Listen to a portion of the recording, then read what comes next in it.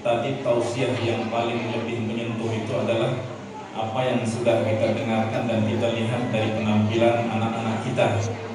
Nah, karena guru-guru kami dulu di Mesir selalu mengatakan al-insyadu irsyad, al-insyadu irsyad, bahwa baca nasyid, salawat itu adalah bimbingan, tuntunan yang lebih menyentuh bagi hati daripada segala tausiah dan segala penyampaian. Tetapi kita sangat bersyukur kepada Allah Subhanahu wa taala karena kita dikaruniakan oleh Allah keislaman, dijadikan oleh Allah Subhanahu wa taala sebagai pengikut Rasulullah sallallahu alaihi wasallam.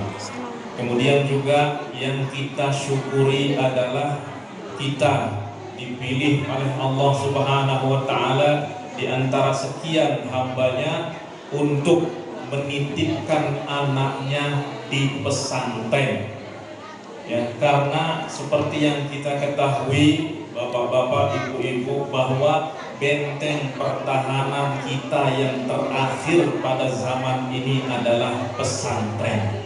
Kalau tidak kita pesantrenkan, kita tahu apa yang akan terjadi kepada anak-anak kita. Dan tentu itu tanda bahwa Allah Subhanahu wa taala mencintai kita. Ya. Bahwa seseorang apabila dicintai oleh Allah Subhanahu wa taala, maka dia dijaga. Ya. Kemudian anak-anaknya dijadikan sebagai anak yang soleh. Dan tentu untuk menjadi anak yang soleh, ya kita harus memasukkannya di pendidikan-pendidikan yang memang membentuk anak-anak kita untuk menjadi anak yang soleh. Karena tidak ada yang kita harapkan nanti kalau kita sudah berpindah tempat dari dunia ke alam kubur, melainkan doa-doa dari anak-anak kita. Semua yang kita miliki itu akan meninggalkan kita, akan kita tinggalkan. Tidak ada yang kita bawa kecuali amal kita dan doa dari anak-anak kita yang soleh. Nah, maka itulah sebabnya kita sedapat mungkin memberikan sokongan, ya, memberikan dukungan, memberikan doa supaya Allah Subhanahu wa taala memberi, ya, taufik, memberi kekuatan para guru-guru kita yang mengemban amanah di pesantren Al-Fattah ini. Semoga di kemudian hari anak-anak kita inilah yang akan menjadi penerus bangsa, pencerah umat, dan yang akan menuntun kita di hari kiamat nanti menuju kebahagiaan dunia dan akhirat. Kemudian hadirin yang dimuliakan Allah Subhanahu wa taala, kita sekarang masih berada di penghujung bulan Ramadan. Bulan yang dimuliakan, bulan yang memuliakan orang-orang yang memuliakannya. Dan tentu artinya kita sudah hampir sampai ke garis finishing. Biasanya kalau kita berlomba lari maraton itu, kalau sudah hampir garis finishing itu semakin lambat apa semakin kencang? Semakin lambat. Kalau semakin lambat kita kesalip sama orang. Nah, seharusnya kita semakin kencang, semakin bersungguh-sungguh. Itulah sebabnya Rasulullah sallallahu alaihi wasallam, "Idza dakhala al-'ashrul awakhir shadda mi'zarahu." Ya, Rasulullah sallallahu alaihi wasallam apabila 10 hari terakhir itu sudah masuk dari bulan Ramadan, beliau mengencangkan tali pinggangnya yang menunjukkan kepada kesungguhan beliau di dalam beribadah. Nah, maka mari kita tingkatkan ibadah kita kepada Allah Subhanahu wa taala, karena masih ada peluang di hari-hari yang akan mendatang untuk kita meraih kemenangan besar. Ya, berupa apa? Berupa apa yang akan kita dapatkan? Ada 3 hadiah besar yang Allah persiapkan di dalam bulan puasa ini. Yang pertama adalah diampuni dosa-dosa yang sudah lalu. Kemudian dibebaskan dari api neraka. Coba siapa yang tidak mau? Ya, siapa yang tidak mau dibebaskan dari api neraka? Kemudian yang ketiga adalah di dalam bulan Ramadan Allah janjikan kita ada satu malam, yang mana dengan satu malam ini itu kita seakan-akan hidup 83 tahun lebih beribadah tanpa terputus-putus. Subhanallah. Nah, maka itulah sebabnya Ramadan ini dikenal sebagai Syahrul Ghufran, ya, bulan ampunan dosa. Nah, maka Rasulullah Shallallahu Alaihi Wasallam di dalam hadisnya itu bersabda, "Syaqiya 'abdun aw radima 'anfu rajulin adraka Ramadan fansalakha wa lam yughfar lah." Celakalah orang yang mendapati bulan Ramadan, kemudian bulan Ramadan berlalu, tapi dosa-dosanya masih belum diampuni. Kata Rasulullah, celaka ini orang. Kenapa? Karena di dalam bulan Ramadan ini ada beberapa penghapus dosa yang sudah lalu. Yang pertama adalah man shoma ramadhana imanan wa ihtisaban ghufira lahu ma taqaddama min dhanbi. Siapa yang berpuasa bulan Ramadan dengan penuh keimanan dan semata-mata mengharapkan balasan dari Allah, diampuni dosa-dosanya yang telah lalu, dibersihkan, digosok sehingga kinclong, ya. Yang kedua, man qama Ramadan imanan wa ihtisaban ghufira lahu ma taqaddama min dhanbi. Enggak cukup digosok sekali, digosok lagi dengan apa? Man qama Ramadan, siapa yang qiyam itu apa? Salat tarawih, salat qiyam, menghidupkan malam-malam Ramadan, maka imanan wa ihtisaban ghufira lahu ma taqaddama min dhanbi, dihapus dosa-dosanya yang telah lalu. Jadi udah 2 kali digosok. Kira-kira itu kalau digosok 2 kali masih ada sisa kotoran enggak? Enggak. Ketiga, man qama lailatal qadri imanan wa ihtisaban ghufira lahu ma taqaddama min dhanbi. Barang siapa yang qiyam, yang menghidupkan malam Lailatul Qadar dengan sholat tarawih, dengan sholat tahajud, dengan baca Al-Quran, maka ghufira lahu ma taqaddama min dhanbi. 3 kali digosok apa dosa-dosanya yang telah lalu seumur hidup. Kira-kira masih ada sisa enggak? Enggak akan ada sisa. Ditambah lagi Rasulullah Shallallahu Alaihi Wasallam bersabda, as-salawatul khams wal jumu'atu ila al-jumu'at wa ramadan ila ramadan mukaffiratun ma bainahunna idza ijtanaba al-kaba'ir atau idza ijtunibatil kaba'ir. Nah, ini sholat 5 waktu kita digosok 5 kali sehari dari dosa-dosa. Ya. Wal jumu'atu ila al-jumu'at, satu Jumat kepada Jumat berikutnya juga menghapus dosa di antara 2 Jumat tersebut. Ramadan sampai Ramadan menghapus dosa di antara kedua Ramadan. Artinya di dalam bulan Ramadan ini ada berapa kali dihapus dosanya? 5 kali. Nah, itulah sebabnya Rasulullah bersabda, radima anfu rajul, celaka orang yang mendapati Ramadan, kemudian Ramadan berlalu tapi dosanya masih tersisa. Artinya dia Ramadan itu apa yang dia lakukan? Ya, puasanya mungkin enggak puasa. Ya, giliran orang salat tarawih nongkrong, ya, giliran malam Lailatul Qadar ngorok, sehingga tidak mendapatkan ampunan apapun dari Allah Subhanahu wa taala. Kemudian yang kedua, al-'itqu minan nar, dibebaskan dari api neraka. Ya, Rasulullah Shallallahu Alaihi Wasallam bersabda, lillahi fi kulli yawmin wa lailatin utaqa minan nar wa dzalika fi Ramadan. Ada hamba-hamba Allah, yang ada orang-orang yang ya, setiap malam, setiap hari ada hamba-hamba Allah yang dibebaskan dari api neraka. Dan itu pada bulan Ramadan. Dibebaskan dari api neraka itu artinya apa? Apakah orang yang sudah masuk api neraka dikeluarkan? Bukan. Orang yang hidup, masih hidup, itu diselamatkan dari api neraka. Kenapa?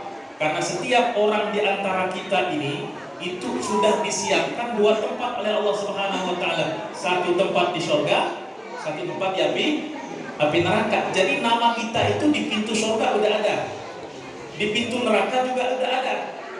Kemudian daftar nama kita di penghuni surga ada, daftar nama di penghuni api neraka ada. Supaya apa? Dihapus nama kita dari daftar orang-orang yang akan masuk ke dalam api neraka. Dan kalau sudah terhapus sekali, maka selama-lamanya akan terhapus. Nah, peluang itu ada di dalam bulan Ramadan. Nah, kemudian yang ketiga, Lailatul Qadar. Baik. Umur kita umat Islam kira-kira berapa? Ya, umat Nabi Muhammad umurnya berkisar berapa?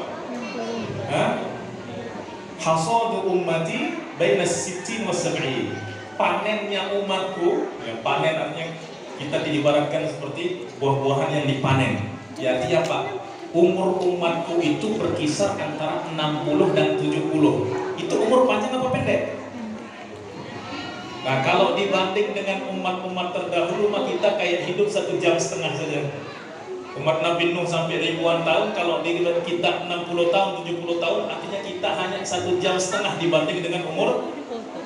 Nah, itulah sebabnya dulu Rasulullah SAW pernah bercerita tentang orang-orang terdahulu yang berjihad di jalan Allah sampai ribuan tahun, beribadah kepada Allah ribuan tahun, sehingga para sahabat heran dan berkecil hati, ya Rasulullah, mereka umurnya 1000 tahun, kita umurnya 60 tahun, 70 tahun. Gimana kita bisa mengejar mereka di dalam kebaikan-kebaikan? Gimana kita bisa mendapatkan derajat seperti mereka?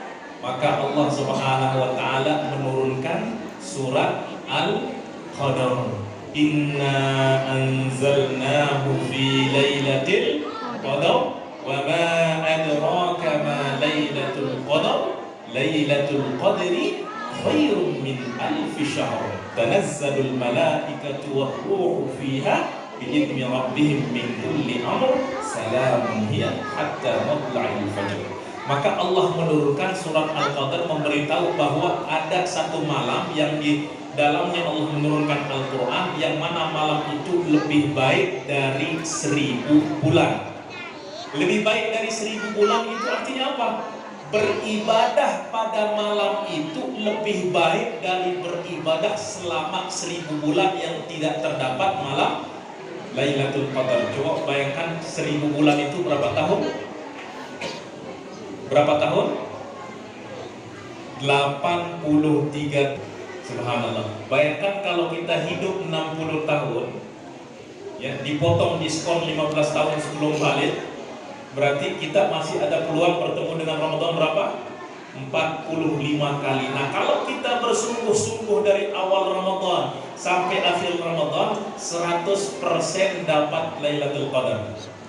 Karena dapat Lailatul Qadar itu artinya apa? Kita beribadah bersungguh-sungguh pada malam itu. Nah, maka artinya apa? Beribadah malam itu lebih baik dari beribadah selama 83 tahun 4 bulan.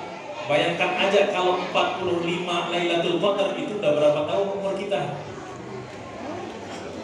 Ya, 3753 tahun. Nah, lebih panjang siapa umur kita? Apa umur umat Nabi Muhammad? Umur kita walaupun paling pendek tapi paling berkah, ya. Seakan-akan kita beribadah lebih daripada itu. Ya, lebih daripada 3753 tahun. Ini berkat kita dijadikan sebagai umat Rasulullah sallallahu alaihi wasallam. Nah, itulah sebabnya mari kita tingkatkan kesungguhan kita beribadah kepada Allah Subhanahu wa taala. Kita ajarkan anak-anak kita untuk mencintai Allah, beribadah kepada Allah, ya, sehingga mereka nanti yang akan menjadi generasi-generasi yang akan menerangi dunia, yang mencerahkan umat dan akan menuntun kita ataupun mendoakan kita setelah kita berpulang ke sisi Allah, ke sisi rahmat Allah Subhanahu wa taala. Kemudian yang terakhir, Bapak-bapak dan Ibu-ibu, sekali lagi bahwa Ramadan ini adalah ibarat sekolah madrasah untuk mencetak hamba-hamba yang Rabbani. Karena kita manusia ini adalah seri terakhir dari makhluk Allah Subhanahu wa taala, atau katakanlah produk terakhir. Ya, sebelumnya ada apa? Ada malaikat. Kemudian ada setan. Ya, kemudian ada binatang. Kemudian baru manusia. Nah, malaikat ini diciptakan murni untuk berbuat kebaikan, nggak bisa berbuat buruk. Kenapa? Karena mereka nggak ada nafsu, nggak makan, nggak minum, nggak kawin, nggak berbuat keburukan, nggak marah. Ya. Kemudian yang kedua, setan ini murni diciptakan untuk berbuat keburukan, nggak bisa berbuat kebaikan. Nah, binatang perbuatannya tidak dapat dikatakan baik dan buruk. Kenapa? Karena nggak ada akal. Nah, kita manusia ada sifat malaikat, ada sifat setan, ada sifat binatang, semua ada. Ya, oleh sebab itu ada orang kalau dia sangat jahat sekali, kita bilang apa padanya? Pasti kita panggil dia setan, ya enggak? Kenapa? Karena di dalam dirinya menonjol sifat-sifat kesetanan. Ya. Kemudian apabila di dalam dirinya itu ada sifat-sifat binatang itu ada dua, ada binatang ternak, ada binatang buas. Binatang ternak itu apa? Ya, sapi, kerbau, kambing, dan lain sebagainya. Tujuan hidupnya apa? Makan, minum, tidur, kawin. Makan, minum, tidur, kawin. Nah, maka manusia kalau tujuan hidupnya seperti itu, maka kata Allah, ulaika kal an'ami bal hum adall. Mereka itu seperti binatang ternak, bahkan lebih sesat dari binatang ternak, lebih buruk. Kenapa? Karena sapi sejahat apapun dia, seburuk apapun dia, merusak tanaman orang, tapi masih bisa disembelih. Ya, bisa dibuat gulai, bisa dibuat sate, tapi kalau manusia udah jahat bisa dibuat apa? Nggak bisa dibuat apa-apa. Ya. Kemudian ada sifat-sifat binatang buas dalam diri manusia, ada nggak? Ada. Oleh sebab itu kita sering dengar dasar buaya darat. Nah. Artinya di dalam diri manusia ada sifat-sifat binatang buas. Ya, ada singa, ada macan, ada macam. Ya. Nah, ada sifat-sifat setan, tapi juga ada sifat-sifat malaikat. Sifat malaikat itu berbuat kebaikan. Nah, maka Allah Subhanahu wa Ta'ala dengan berpuasa ini, karena nanti yang akan menghuni surga ini adalah orang-orang yang sefrekuensi dengan sifat-sifat malaikat, yaitu yang memiliki sifat-sifat kebaikan seperti malaikat. Sifat malaikat itu apa? Gak makan, gak minum, gak nikah, gak marah. Nah, maka di dalam bulan puasa ini kita diminta ataupun diajarkan untuk meniru malaikat. Dari pagi sampai maghrib kita nggak makan, nggak minum, yang suami istri dan berhubungan suami istri, dipancing amarahnya juga. Saya sedang puasa. Nah, maka menyerupai sifat-sifat malaikat, sehingga kalau sudah menyerupai malaikat, terbiasa bersifat seperti itu, nanti Masya Allah dia akan menjadi sangat baik sekali. Sehingga orang kalau melihat orang yang sangat baik sekali, Masya Allah, ini mah bukan manusia, ini mah malaikat berjalan di bumi. Kita sering mendengar orang apabila dia hatinya baik, wah ini mah hatinya kayak hati malaikat, ya enggak? Karena memang di dalam diri kita ada sifat-sifat itu, dan kita dididik di dalam puasa ini untuk menyerupai malaikat.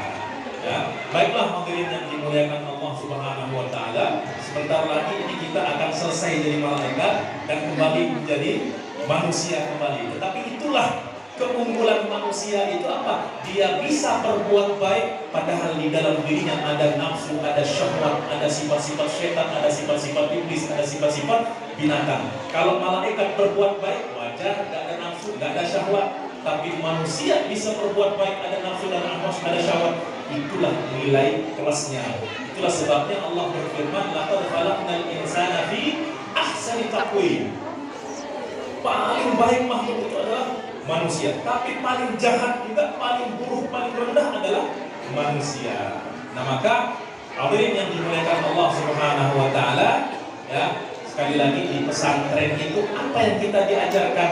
Diajarkan untuk memiliki karakter-karakter seperti karakter malaikat, ya, sehingga mereka akan menebar kebaikan, menebar cahaya di bumi ini. Baiklah, ya, karena sudah mendekati kita akan kembali kepada sifat-sifat manusia kita, ya, dan perut juga ini saya yakin udah mulai memanggil, ya, maka udah nggak mempan lagi, ya, banyak-banyak ceramah. Oleh sebab itu saya akhiri, kurang dan lebihnya mohon maaf, ya. Nas'alullah subhanahu wa ta'ala an yataqabbala minna صلاتنا وصيامنا وقيامنا وركوعنا وسجودنا وتخشعنا وأن يتم تقصيرنا. Baik, kita وعلى آله وصحبه وسلم تسليما كثيرا. اللهم يا مقلب القلوب ثبت قلوبنا على دينك. اللهم ثبتنا بالقول الثابت في الحياة الدنيا والآخرة.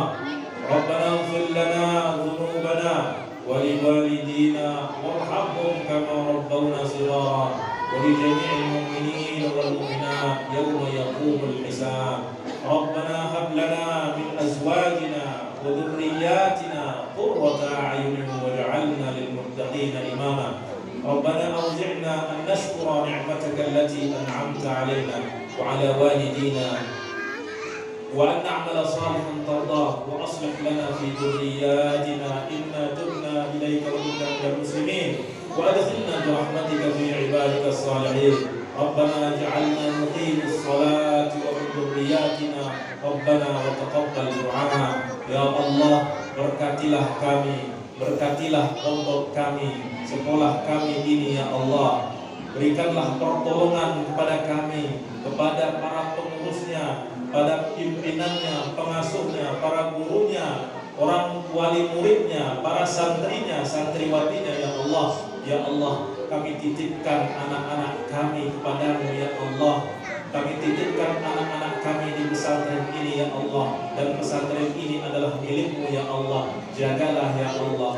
Berilah pertolongan, berilah taufik ya Allah. Majukanlah pondok ini ya Allah. Birahmatika ya arhamar rahimin. Allahumma la tada' fi maqamina hadha dhanban illa ghafartah wa la hamman illa farajtah wa la daynan illa qadaytah wa la hajatan min hawaij dunya wal akhirah hiya laka ridha wa lana fiha salah illa qadaytaha wa yassartaha bi rahmatika ya arhamar rahimin. Rabbana taqabbal minna salatana wa siyamana wa qiyamana wa ruku'ana wa sujudana wa khushu'ana wa tammim taqsirana ya rabbal alamin. ربنا آتنا في الدنيا حسنة وفي الآخرة حسنة وقنا عذاب النار.